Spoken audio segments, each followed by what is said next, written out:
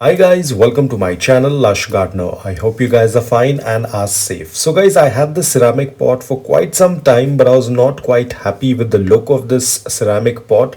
So I thought that I'll quickly give it a makeover, and I hope I will be able to do justice because I'm not quite sure. I've never done any painting on a ceramic pot before. For this project, I'll be using acrylic paint. I tend to use a lot of acrylic paint on my concrete pots, but this is the first time I'll be using it on a ceramic pot. Now it's a very important thing whenever you're painting anything on a ceramic surface, you have to ensure that once you're done with the painting, ensure you do a final coating of varnish. Otherwise the paint will not stay on the ceramic pot.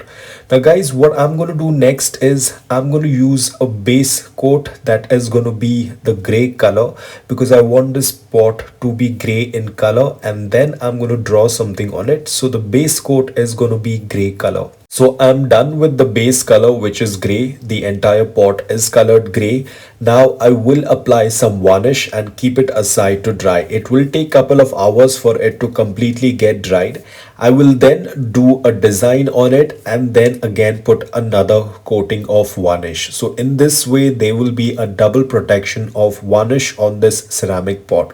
So meanwhile, while this pot is getting dried, let me show you what I have been trying to design and put it on this pot. So unfortunately, while making this video, it again started to rain. So I think this pot is going to take some more time to dry. I don't know how long will it take to dry, but I'll have to wait for some more time.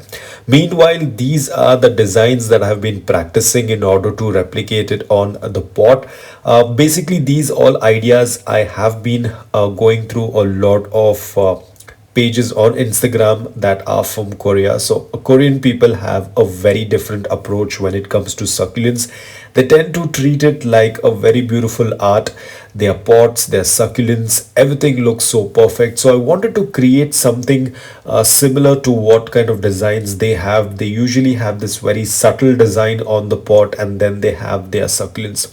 I usually prefer my succulent pots to be raw and rustic, but at times you like to change a little bit. And I've always been very fascinated and inspired by how Koreans tend to take care of their succulents, the way they tend to place their succulents in the pot. So I wanted to try and get some inspiration from them, and this is all thanks to them. The way they work with art, the way they work with their succulents has always been an inspiration to me. So I'm pretty much done. I think I am going to select probably one of the design and try and put it onto the pot. So what I'm going to do next is I'm going to just take a sketch pen and try to do a very rough drawing on the pot. But I still feel that the paint is not completely dried up. I still feel it's slightly wet. Probably because it's monsoons and there is so much of moisture and it takes a lot of time for the paint to dry. But I'm going to try my best and be a little careful while drawing out the outline. So this is the one that I'm going to be selecting because I kind of liked the way the curves and the branch looks like. So I'm going to try and trace the outline of it onto this pot with the help of this sketch pen. Now guys, if you want, you can even use a darker pen, but I'm just trying to be very gentle with this. As I said, I'm not quite sure how dried the paint is. As you can see, while I'm trying to draw the outline, there's a lot of paint that is getting peeled off. So I think it's not completely dry yet. So probably I'll just cut it down over here and wait for some more time. Now guys, it's been almost 24 hours. I did try to draw the tree on it, but unfortunately you can see my brush. It's in a very bad state. The bristles on the brush are all over its place, and due to which I was not able to draw a seamless branch. It looks really terrible at this point of time, but it's okay. I mean, this is the first time ever that I'm doing something on a ceramic pot, so this is a learning curve for me. Probably next time I will definitely keep in mind to check the bristles of the brush. As you can see over here, they are in pretty bad condition, and that's the reason why I was not able to have that thin line or the thin branch that I wanted to do. It came out really well on paper, but when I was trying to draw it onto the pot, it completely messed up. But it's absolutely okay. This is the first time.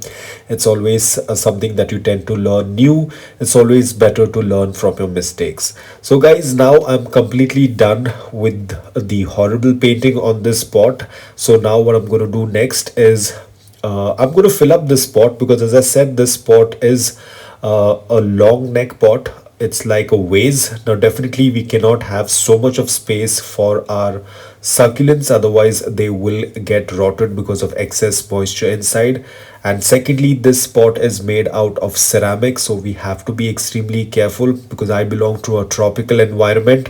Over here, using a ceramic pot for your succulents can be dangerous if you have too much of soil that tends to retain moisture.